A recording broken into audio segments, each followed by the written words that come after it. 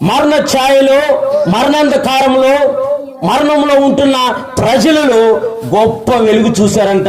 ఆ వెలుగే లోకరక్షకుడైన యేసు ప్రభువారు.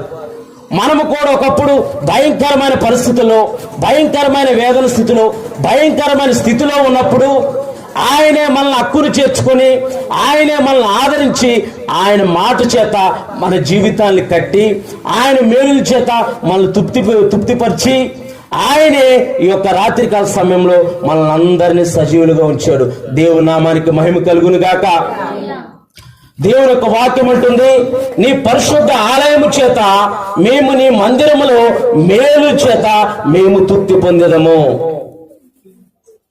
36వ కీర్తన 7వ వచనం. దేవా, నీ కృప ఎంతో అమూల్యమైనది. చాలమ్మా. దేవా,